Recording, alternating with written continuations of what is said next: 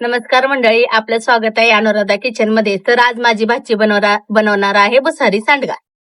तर आता आपण भुसारी सांडग्यासाठी लागणारं साहित्य बघूयात. हा घेतला आहे भुसारी सांडगा, हा भिजून घेतला आहे. त्यासाठी डाळ भिजून घेतलेली आहे, कांदा, मीठ, हा मसाला आहे, हळद, चटणी, लसूण पेस्ट, कोथिंबीर आणि हे शेंगदाण्याचं कूट आहे. चूल पेटली आहे, आता आपण त्याच्यावर कढई ठेवू. कढई तापली आहे, आता आपण त्यात 2 पळ्या तेल टाकू.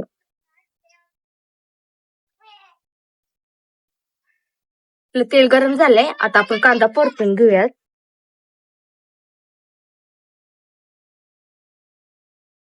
कांदा लाल होईपर्यंत परतायचा आहे, नाहीतर तो कचकच लागतो. कांदा आपला लाल झाला आहे, त्यात आपण लसूण टाकूयात आणि छान मिक्स करून घेऊया. आता आपण हा भुसा ह्याच्यात टाकू.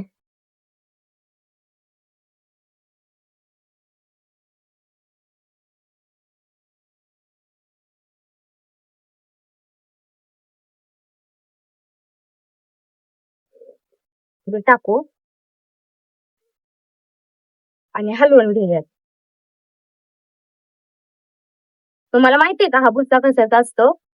तर कुरवड्या करून झाल्यानंतर जो भुसा राहिलेला असतो ना, त्याला वाळवून आम्ही त्याचा भुसाची सांडगा करतो आणि ह्याची भाजी खायला खूप छान लागते. आणि तुमच्याकडे याला काय म्हणतात कमेंट मध्ये नक्की सांगा. आता आपला हे छानपैकी परतलेला आहे. आता ह्याच्यामध्ये आपण पटपट मसाले सगळे टाकून घेऊयात. ही घेतलेली आहे चटणी, चटणी चवीनुसार टाका. हे आहे शेंगदाण्याचं कूट, हळद आणि हा मसाला.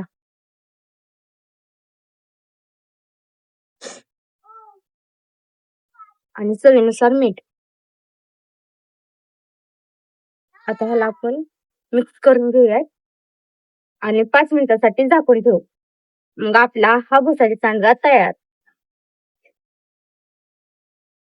आता ह्याच्यावर आपण ठेवून 5 मिनिटं वाफवून घे.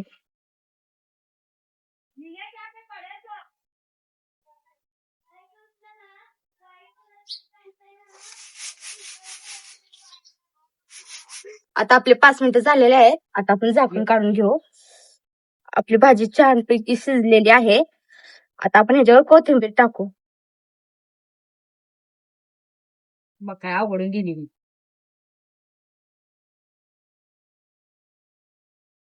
आपली भाजी आता तयार झालेली आहे. आपण सर्व करायला घेऊयात.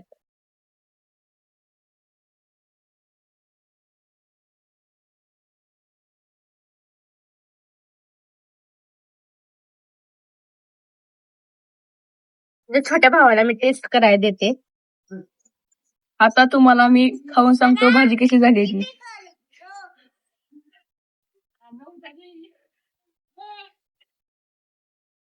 एकच नंबर.